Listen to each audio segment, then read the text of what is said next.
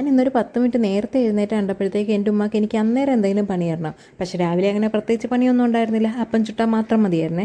അങ്ങനെ പിന്നെ അതും എന്നെ ഏൽപ്പിച്ചിട്ട് ഉമ്മ പുറത്ത് തൂക്കാനും വരാനൊക്കെ ആയിട്ടങ്ങ് പോയിട്ടുണ്ടായിരുന്നേ. ഞാനാണെങ്കിൽ അപ്പം ചുടും, അതിൻ്റെ ഇടയ്ക്കൂടെ പോയി എൻ്റെ പുത്രനെ ഒന്ന് കളിപ്പിക്കും. അങ്ങനെ നിന്നതാണ് കേട്ടാ. ഇവനാണെങ്കിൽ നല്ല മൂടാണെങ്കിൽ കുറച്ച് നേരം കിടന്ന് കളിക്കുകയും ചിരിക്കുകയൊക്കെ ചെയ്തോളും. നോട്ട് ദ പോയിന്റ്, നല്ല മൂടാണെങ്കിൽ മാത്രം. അങ്ങനെ അപ്പമൊക്കെ ഉണ്ടാക്കി കഴിഞ്ഞിട്ട് പിന്നെ അവനെ അങ്ങ് കുളിപ്പിച്ച് സെറ്റാക്കി എടുത്തിട്ടുണ്ടായിരുന്നു കേട്ടോ. അത് കഴിഞ്ഞിട്ട് ഞാൻ പിന്നെ അങ്ങ് ഫുഡ് കഴിക്കാൻ വേണ്ടിയിരുന്നേ. നമുക്കിന്ന് രാവിലെ അപ്പവും മുട്ടക്കറി ആയിരുന്നു കേട്ടോ കഴിക്കാൻ വേണ്ടിയിട്ട്. അങ്ങനെ ഫുഡൊക്കെ കഴിച്ചിട്ട് ഇന്ന് എന്താ പരിപാടി എന്ന് ആലോചിച്ചുകൊണ്ടിരുന്നപ്പോഴാണ് വലിയൊരു പണി റൂമിൽ തന്നെ ഉണ്ടല്ലോ എന്ന് ആലോചിച്ചത്. എനിക്കെപ്പോഴും എൻ്റെ വീട്ടിലുള്ള ഏറ്റവും വലിയ പണി ഇതാണ്. ഞാൻ തന്നെ റൂം നല്ല വൃത്തിയാക്കി ഇടുകയും ചെയ്യും, അതുപോലെ തന്നെ വൻ അലമ്പാക്കി ഇടുകയും ചെയ്യും.